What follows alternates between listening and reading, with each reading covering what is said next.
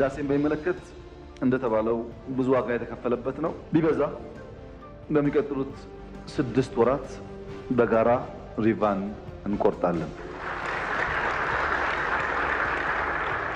130 ሚሊዮን ህዝብ፣ ኢኮኖሚው እያደገ ያለ ህዝብ፣ መለወጥና ከድህነት መውጣት የሚፈልግ ህዝብ ጫፍ ጫፉ ተሰምሮለት ተዘግቶ እስር ቤት ሊቀመጥ አይችልም።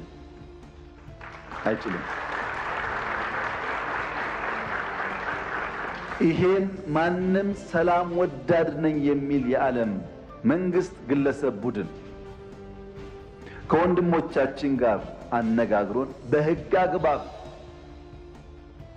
በቢዝነስ ተርም የኢትዮጵያ ጥያቄ ምላሽ እንዲያገኝ ወንድሞቻችን ተጠቃሚ እንዲሆኑ የሚያስችል አሚካብል ሶሉሽን እንዲፈጠር ለመላው ዓለም ጥሪ እናቀርባለን። እንደምን አምሽታችኋል። ቀደም ሲል የተከታተላችሁት ጠቅላይ ሚኒስትር አብይ አህመድ በዛሬው በሕዝብ ተወካዮች ምክር ቤት 21ኛ መደበኛ ስብሰባ ላይ ተገኝተው ከምክር ቤቱ አባላት ከቀረቡላቸው ጥያቄዎች ውስጥ ስለ ህዳሴው ግድብ አፈጻጸምና እንደዚሁም ደግሞ የኢትዮጵያን የባህር በር ጥያቄ በተመለከተ ከመለሱት ውስጥ በአርዕስተ ዜናነት የመረጥነው ነው የተከታተላችሁት። ምርጫችሁን የኢትዮጵያ ቴሌቪዥን ስላደረጋችሁ እናመሰግናለን። ከኢቲቪ ዜና 57 ዜና ጋር ተመስገን በየነ ነኝ። ከእኛ ጋር ሁኑ። በመጀመሪያም በኢትዮጵያ ዘላቂ የጋራ ሰላምን ለመፍጠር ከመጠፋፋት የፖለቲካ አካሄድ ወጥቶ የሰላም ንግግርን ባህል ማድረግ እንደሚገባ ጠቅላይ ሚኒስትር አብይ አህመድ ተናገሩ። እንደ ሀገር ከግጭት ወጥቶ ሰላምን ለማረጋገጥ መንግስት በተደጋጋሚ የሰላም እርምጃዎችን በመተግበር ቁርጠኝነቱን እያሳየ ስለመሆኑም ነው ለሕዝብ ተወካዮች ምክር ቤት የተናገሩት። ይመር አደም ነው የተከታተለው።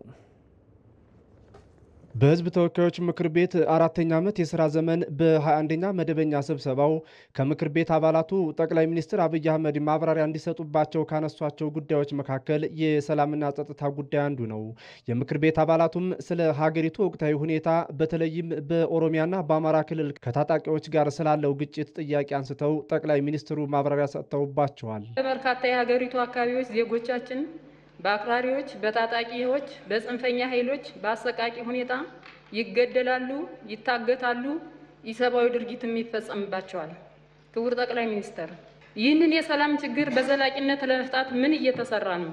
እነዚህ ነውጠኛ ነፃ አውጪ ታጣቂዎች በመጀመሪያ ደረጃ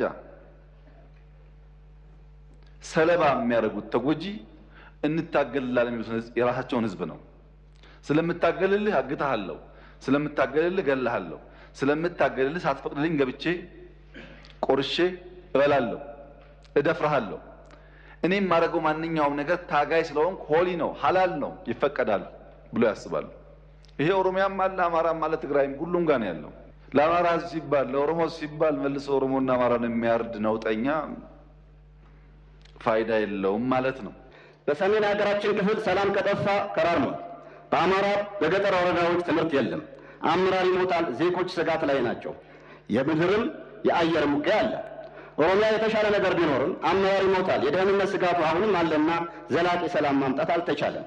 የመንግስት ቁርጠኝነት ከንግግር ባለፈ በተግባር ቢገለጽ። በየከባቢው የምንዋጋቸው ሰዎች የድንቁርና ጌቶች ናቸው። ምንዋጋው ከድንቁርና ጌቶች ጋር ነው። እነዚህ ሰዎች አትማሩ፣ አትታከሙ፣ አትረሱ የሚሉ ናቸው። የሚገርመው አንድ አካባቢ ላይ የኤችአይቪ፣ የስኳር፣ የወባ መድኃኒት ከፋርማሲ አውጥተው የሚደፉ ግን ለዛ ህዝብ የሚታገሉ ኃይሎች ያሉበት ማዳበሪያ ለህዝቡ እንዳይደርስ የሚጥሩ ናቸው። በሀገሪቱ ከእርስ በርስ ግጭት ወጥቶ ዘላቂ ሰላምን ስለማረጋገጥ የተመለከቱ ጥያቄዎች በምክር ቤት አባላት የተነሱላቸው ጠቅላይ ሚኒስትሩ መንግስት ለሰላም ሲል በርካታ ጥረቶችን እንዲያደረገ ሁሉ ሌሎች አካላትም የበኩላቸውን ሚና መወጣት አለባቸው ብለዋል። ኢህአዴግ አምባገነናዊ ልማታዊ አገዛዝ ነበር። ወደ ብልጽግና ያደረገው መለወጥ ወይም ሜታሞርፎሲስ ደግሞ የሙሉ ጊዜ ጦረኛና እልቂት ጠማቂ አገዛዝ እንዲሆን አድርጎታል።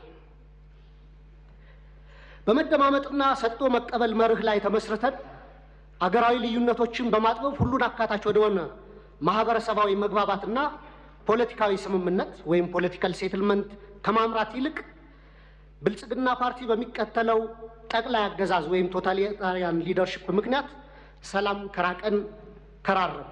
ይህን ጦር ሰባቂ መንግስት በዚህ ልክ ክሪቲሳይዝ ሲያደርጉት ህዝብ እንዳይወጣ፣ እንዳይገባ፣ እንዳይማር፣ እንዳያርስ፣ ማዳበሪያ እንዳይወስድ ያደረገውን ኃይል ምን ነው አላየኸውም አልሰማውም አሉት። በህዝብ መሰብሰቢያ በእርሶ ከተማ ቦምብ ንጹሃን ሰዎች የሚንቀሳቀሱበት ቦታ ላይ የሚያፈነዳን ኃይል ምን ነው ዝም አሉት? ሽማግሌ ላስታርቅ ብሎ ሲሄድ ቄሶች፣ አሮጊቶች በንብርክክ የሚያስኬደውን ከኢትዮጵያ ባህል ውጭ የሚገለውን ኃይል ምን ነው አላቅህም አሉት። እኛ በኩል ያለውን ክሪቲክስ ችግር የለውም እንፈትሸዋለን። እርሶ ግን ትንሽ ሚዛን ቢጠብቁ ጠቃሚ ነበር ብዬ አስባለሁ። ምክንያቱም ለሰላም ምን ያክል ጥሪ እንዳደረግን በዚህ ቤት ጭምር ስለሚያውቁ ለዘመናት የዘለቀውን የእርስ በርስ የመጠፋፋት አካሄድ ያስቀርቶ በሰላማዊ ንግግርና በመግባባት ላይ የተመሰረተ ሀገረ መንግስትን ለማጽናት የተጀመረውን የሀገራዊ ምክክር መድረክ ማጠናከር እንደሚገባም ጠቁመዋል። የፕሪቶሪያው የሰላም ስምምነት ጦርነትን ከማቆም ባለፈ ብዙ ለውጥ የተገኘበት ታሪካዊ ስምምነት ነው ሲሉ ጠቅላይ ሚኒስትር አብይ አህመድ ለተወካዮች ምክር ቤት አባላት ገለጹ። የትግራይ ጊዜያዊ አስተዳደርን በተመለከተም ለ2 ዓመታት የተሰጠውን ኃላፊነት ጊዜ በመጨረሱ በተደረገው ምክክር ለቀጣይ 1 ዓመት እስከ ምርጫ ድረስ እንደሚራዘምና እንደዚሁም ደግሞ የሰዎች ለውጥ ሊኖር እንደሚችልም ለምክር ቤቱ ጠቁመዋል። አቤል ሙሉጌታ ተከታትሎታል። የሰሜኑ ጦርነት በሰላም እንዲቋጭ በፌዴራል መንግስትና በህወሓት መካከል በፕሪቶሪያ የተደረሰው የሰላም ስምምነት በቀጠናው ግጭት እንዲቆም አድርጓል። የሰላም ስምምነቱ ተጠብቆ እንዲቀጥልና እንዳይጣስ ሊሰራ ይገባልም ተብሏል። አካባቢው እንዳይረጋጋና በትግራይ ክልል የልማት ስራዎች በአግባቡ እንዳይሰሩ በማድረግ የሚታየው እንቅስቃሴ አሁንም የመንግስት ትኩረትን የሚሻ መሆኑን የህዝብ ተወካዮች ምክር ቤት አባላት ለጠቅላይ ሚኒስትር አብይ አህመድ በጥያቄያቸውም አቅርበዋል። የስልጣን ሱስ የትግራይ ህዝብ እረፍት ለመንሳት ሰላም እንዳይኖር የፕሪቶሪያ ስምምነት እየጣሱ ይገኛል። አደብ እንዲገዙ መደረግ አለበት ብዬ አምናለሁ። መንግስትም ማስተናገድ ያለበት በፕሪቶሪያ በተፈረመው መሰረት ነው። ተደራዳሪ የፌዴራል መንግስት ጨምሮ ብልጽግና ጨምሮ በትግራይ የሚንቀሳቀሱ ኃይሎች ያካተተ ክልሉ የሚመራው ጤነኛ አደረጃጀት መፈጠር ያለበት ይመስለኛል። ክቡር ጠቅላይ ሚኒስትር ይህንን የእርስዎ ትኩረት የሚሻ ይመስለኛል። የፕሪቶሪያ ስምምነት በሰሜኑ ሀገራችን ክፍል ያስገኘው ሰላም እፎይታ የሚሰጥ ሲሆን በስምምነቱ መሰረት ዘላቂ ሰላምን ለማረጋገጥ የሚያስችሉ ተግባራዊ ሊደረጉ የሚገባቸው የስምምነት ነጥቦቹ ተግባራዊነት በምን ደረጃ ላይ ይገኛል? ከምክር ቤት አባላቱ ለቀረቡ ጥያቄዎች ምላሽና ማብራሪያ የሰጡት ጠቅላይ ሚኒስትሩ የፕሪቶሪያው ስምምነት ታሪካዊና ሰላምን የማስቀደም ቁርጠኝነት የታየበት መሆኑንም አንስተዋል። በርካታ ስኬቶችም ተመዝግበውበታልም ተብሏል። ፕሪቶሪያ ታሪካዊ ስምምነት ነው። ለብዙዎች ልምድ የሚሰጥ ስምምነት ነው። ያለቀ ጦርነት ያሸነፍነውን ጦርነት ነው አቁመን ሰላም ያመጣ ነው። ለሰላም ያለንን ከፍተኛ ጉጉት በኢትዮጵያ ታሪክ ውስጥ ማንም ሰው ቢያገላብጥ መንግስት እየተዋጋ እያሸነፈ መቀሌ ለመቆጣጠር 1 ቀን 2 ቀን ሲቀረው ለሰላም ድርድር አይቀመጥም። የለም በኢትዮጵያ ታሪክ ውስጥ ድርድሩን በጣም ከፍተኛ ጠቀሜታዎች አምጥቷል። ባለፉት 2 ዓመታት ምንም አይነት ውጊያ አልነበረም። ትልቅ ነገር ነው። የትግራይ ህዝብ በውጊያው ጊዜ ሰርቪስ አያገኝም። መብራት አልነበረውም። ባንክ ሰርቪስ አያገኝም። ትራንስፖርት ሰርቪስ አያገኝም። በርካታ ችግሮች ነበሩት። መንግስት እንደ መንግስት ፈርሷል።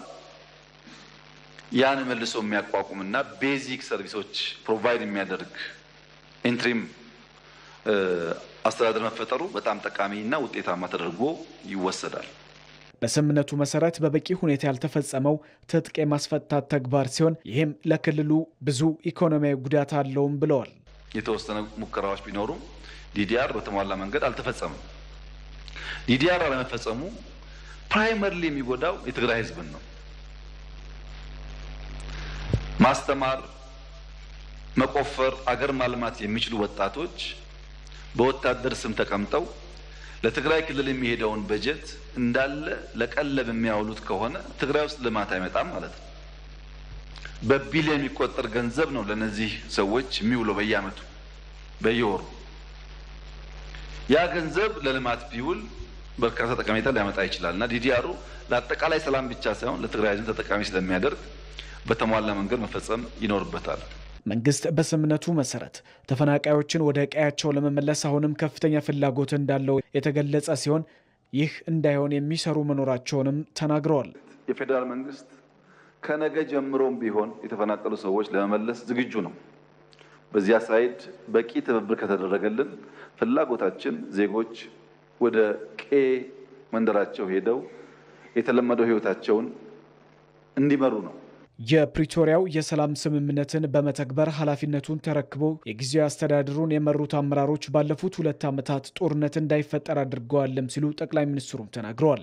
ቢሆንም የተሰጠው 2 ዓመት በማለቁ የህግ ማሻሻያ ተደርጎ የፕሪቶሪያው የሰላም ስምምነትም ተጠብቆ ጊዜያዊ አስተዳደሩ ላይ መጠነኛ ለውጥ በማድረግ ለቀጣይ ምርጫ ህዝቡን የስልጣን ባለቤት እንዲያደርግ ይደረጋልም ብለዋል።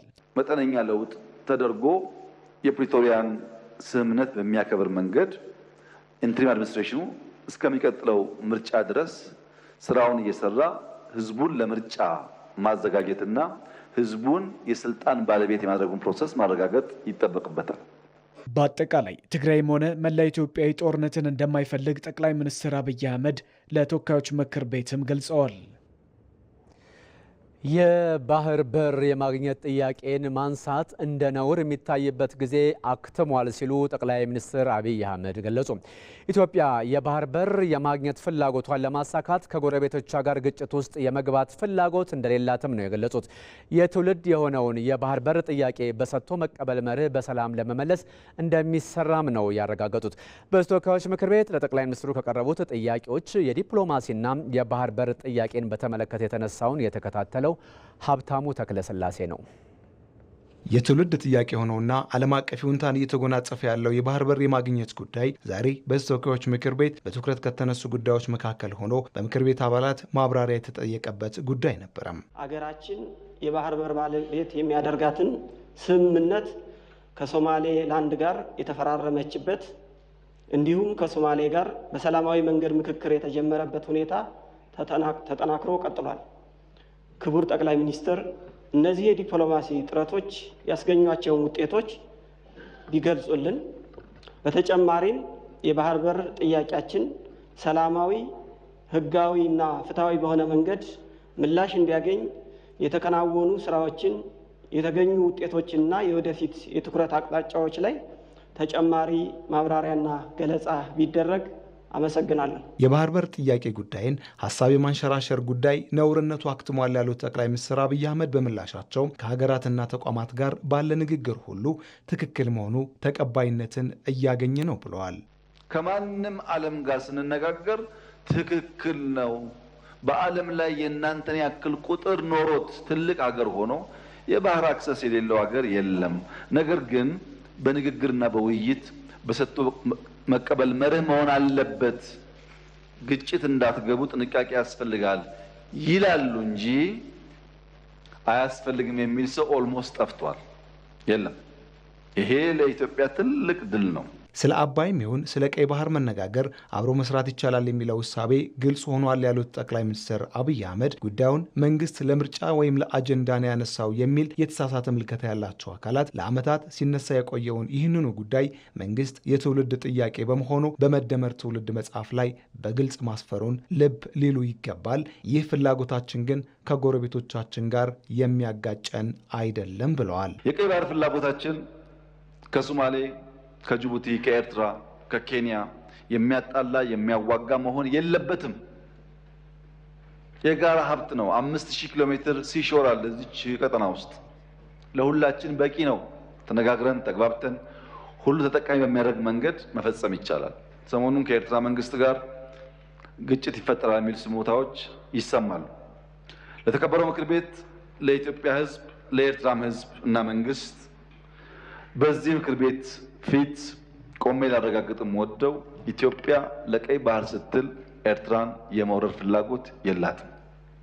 ያላት ፍላጎት እንነጋገር ነው። እንነጋገር ሰጥቶ መቀበል ባለበት መርህ፣ ህዝቦች በሚጠቅም መርህ፣ በገበያ መርህ ይሄንን ችግር እልባት እናበጀለት። ዝም ብለን ብናልፈው ዛሬ ነገ ጦስ ያመጣብናል።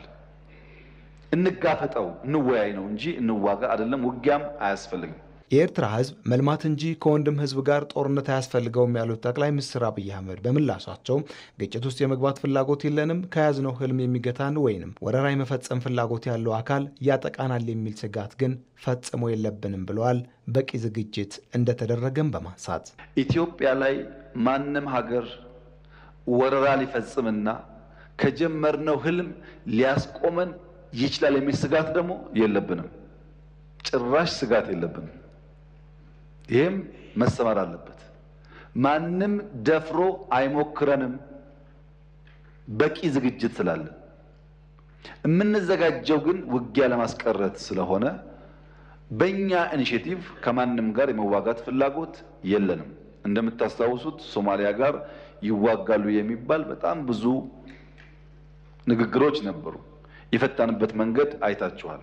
ከወንድሞቻችን ጋር በሰላም እንሰራለን፣ በበሳል ዲፕሎማሲና በሰጥቶ መቀበል መርህ የትውልድ ጥያቄን እንመልሳለን ያሉት ጠቅላይ ሚኒስትር አብይ አህመድ የማይፈታ ህልም አድርገውም የሚያስቡት ተሳስተዋል፣ የባህር በር ጥያቄ የህልውና ጥያቄ ነው ሲሉ በምላሻቸው አጽንኦት ሰጥተው አንስተዋል።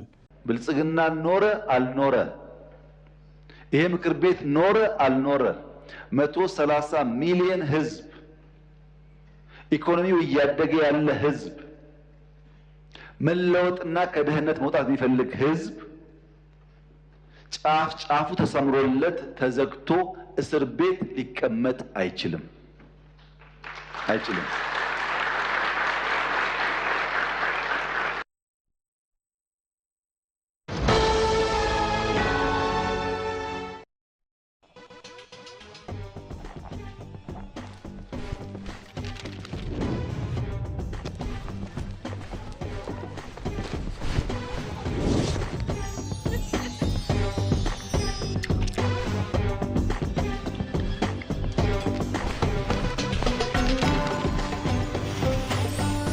የባንካችንን የዘካ ተቀማጭ ሂሳብ በመጠቀም ሐሳቦን ያቅልሉ። የዘካ ተቀባዩን ስምና የበጎ አድራጎት ድርጅቶች ዝርዝር በማዘጋጀት ለተቸገሩ ወገኖች በባንካችን በኩል ያለ ድካም የሃይማኖት ግዴታውን ይወጡ። ረመዳን ሙባረክ። የኢትዮጵያ ንግድ ባንክ፣ ሁሌም የሚተማመኑበት ባንክ።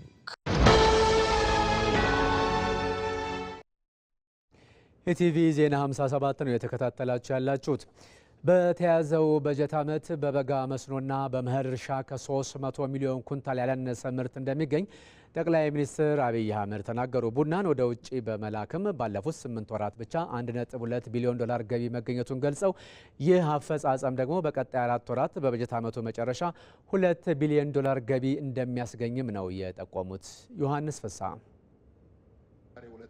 ጠቅላይ ሚኒስትር አብይ አህመድ ከምክር ቤት አባላት ለተነሱላቸው ጥያቄዎችና አስተያየቶች የግብርናውን ዘርፍ የተመለከቱ ጥያቄዎች ይገኙበታል። በሪፖርቱ እንደሚያሳየው በዚህ በጀት ዓመት 24.05 ሚሊዮን ኩንታል የአፈር ማዳበሪያ ለመግዛት ታቅዶ ውለታ የተገባው 13.4 ሚሊዮን ኩንታል ወይም የእቅዱን 55.7% ሲሆን ወደ ሀገር ውስጥ መጓጓዝ የቻለው 2.06 ሚሊዮን ኩንታል ብቻ መሆኑ በቀጣይ የመዘግየት ችግር እንዳያጋጥምና ለሚነሳው ስጋት የተቀመጠ አቅጣጫ ካለ በብራራ።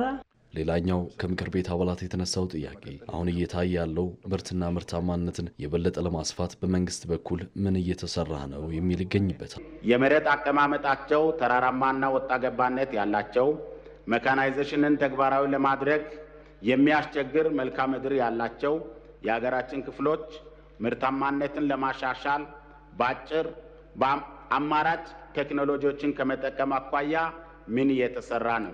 የግብርናው ዘርፍን በሚመለከት ከምክር ቤት አባላት ለተነሱ ጥያቄዎች ምላሽ የሰጡት ጠቅላይ ሚኒስትር አብይ አህመድ ከማዳበሪያ ግዥና አቅርቦት ጋር በተያያዘ መንግስት በተለያዩ ውስጣዊና ውጫዊ ችግሮች እየተፈተነም የማዳበሪያ አቅርቦት ለአርሶ አደሩ እንዲደርስ በላቀ ትጋት እየሰራ መሆኑን አንስተዋል። ማዳበሪያ 24 ሚሊዮን ኩንታል ገደማ የሚያስፈልገን ሲሆን በቀን በአንድ ቀን 150 ሺህ ኩንታል ማዳበሪያ ከወደብ እናጓጉዛለን። 150 ሺህ ኩንታል አፈር ጭነን ወደ ሀገር ውስጥ እናስገባለን። የሚያሳዝነው ጉዳይ ግን ከወደብ 150 ሺህ ኩንታል በቀን ጭነን ማምጣት ብቻ ሳይሆን ወደ እያንዳንዱ አርሶ አደር በወታደር አጅበን እንወስዳለን። አምና አማራ ክልል 7000 ትራክ ነው መከላከያ ያጀበው። መከላከያ የገደለው ሳይሆን ለእያንዳንዱ አርሶ አደር ማዳበሪያ ለማድረስ 7000 ትራክ አጅቦ ነው የወሰደው። ከውጭ እንገዛለን፣ እንደጉማለን። ፖርት ስለሌለን ከፖርት ማጓጓዙ ጣጣ ነው።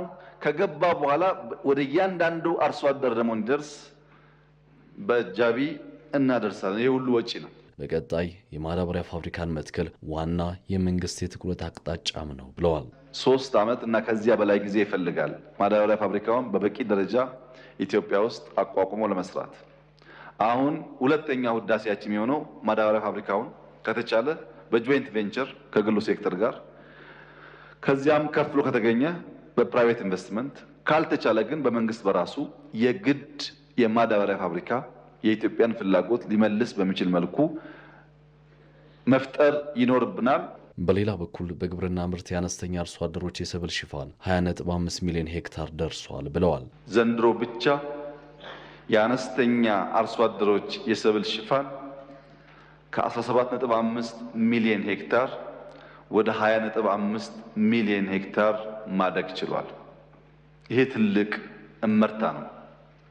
ኩታ ገጠም የሚል እንቅስቃሴ መጀመራችን በግልጽ የሚታወስ ሲሆን እስከ ባለፈው ዓመት ድረስ 8.7 ሚሊዮን ሄክታር መሬት በኩታ ገጠም የተሸፈነ ቢሆንም ዘንድሮ ወደ 11.8 ሚሊዮን ሄክታር ማደግ ችሏል።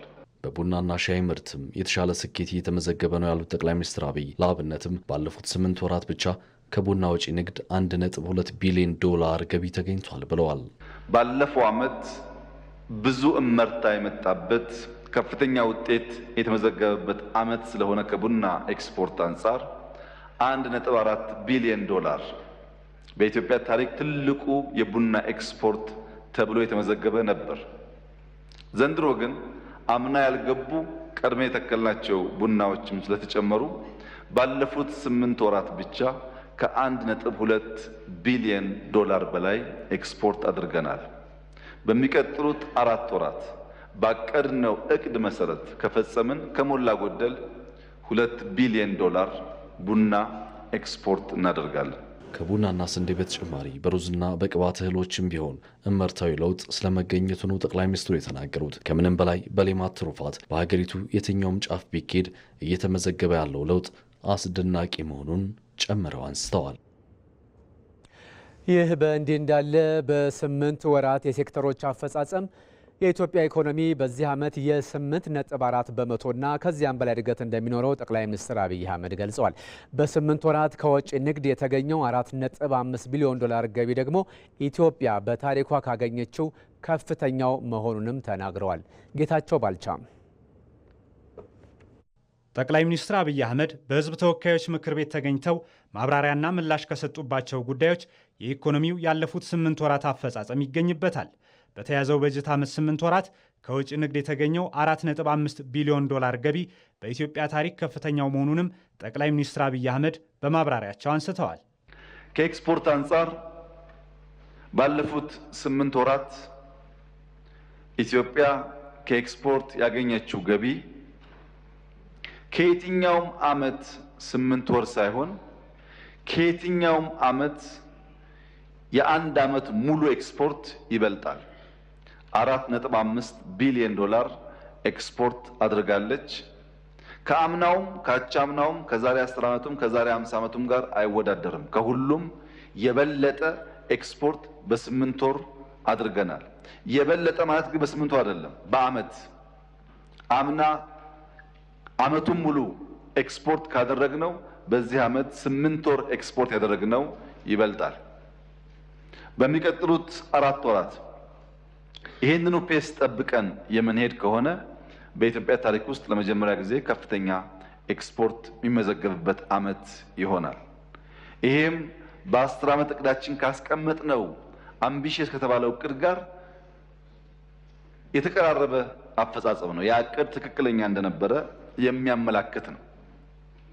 በዚሁ ማስቀጠል ከቻል የኢትዮጵያን ብልጽግና የምናይበት ዘመን ቅርብ እንደሆነ ያመላክታል።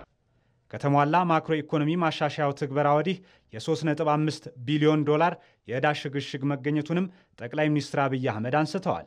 ከዘንድሮ የማክሮ ኢኮኖሚ ማሻሻያ ጋር ተያይዞ በነበረው ድርድር የዕዳ ሽግሽግ ለማካሄድ ባለፉት ወራት ስንደራደር ቆይተናል። አሁን ወደ መቋጫው ደርሷል። በዚያም የዕዳ ሽግሽግ ኢትዮጵያ 3.5 ቢሊዮን ዶላር ገደማ ገንዘብ ሴቭ አድርጋለች።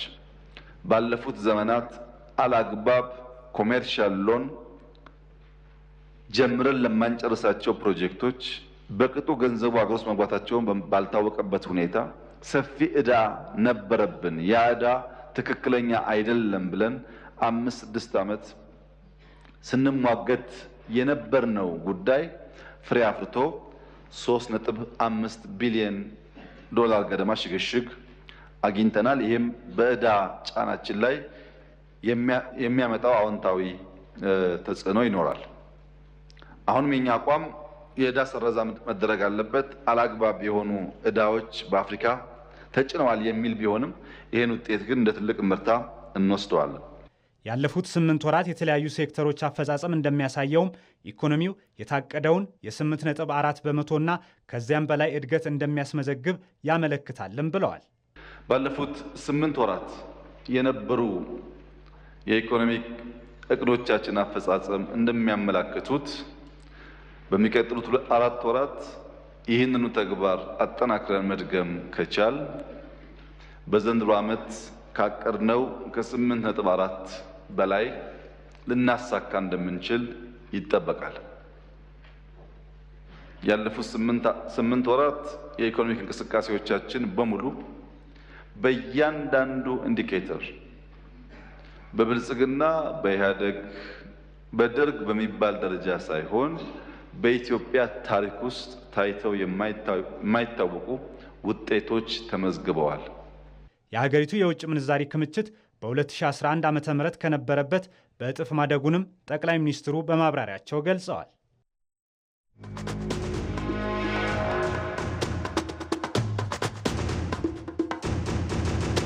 ኮሪደርን በሚመለከት ዋና ሀሳቤው ለልጆቻችን መልካም ሀገር፣ መልካም ከተማን ጥሎ መሄድ ነው። ልጆቻችን ሌላ ናፋቂ ሳይሆኑ በሀገራቸው የተሻለ ከባቢ ኖሯቸው እንዲኖሩ ለማስቻል ነው። አዲስ አበባ ከተማ ውስጥ ህጋዊ ማስረጃ ኖሮት ወይ መሬት ወይ ካሳ ሳይከፈል የተነሳ አንድ ሰው እኔ እስከማውቀው የለም። አንድ ሰው ከ17 ቢሊዮን ብር በላይ ካሳ ተከፍሏል። ማላዘን የሚፈልጉ ሰዎች ሊያላዝኑ ይችላሉ። ከኛ በላይ ግን ለኢትዮጵያ ድሃ ሊቆረቆሩ አይችሉም። እኛ ድሃ አደጎች ነን። የተነሳንበትን ህዝብ ልንጨፈልቀው አንችልም።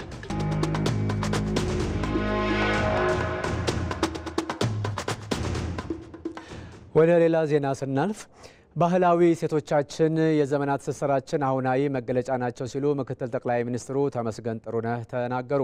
ምክትል ጠቅላይ ሚኒስትሩ ጥበብና ባህል ለቀጠናዊ ትብብር በሚል መሪ ቃል በባህልና ስፖርት ሚኒስቴር የተዘጋጀውንና በአዲስ ዓለም አቀፍ ኮንቬንሽን ማዕከል የተካሄደውን የምስራቅ አፍሪካ የጥበባትና ባህል ፌስቲቫል አስጀምሯል። አፍሪካ የብዝሃ ባህል መገኛ መሆኗን የጠቆሙት ምክትል ጠቅላይ ሚኒስትር ተመስገን ጥሩነህ ይህም አንድነትና ሰላምን ለማስፈን ትልቅ አቅም አለው ነው ያሉት። በጋራ እሴቶች ላይ የተመሰረተ ሁሉን አቀፍ ትብብር መገንባት አለብን ሲሉም ምክትል ጠቅላይ ሚኒስትሩ መናገራቸው ነው ሪፖርተራችን አሸናፊ እንዳለ የዘገበው።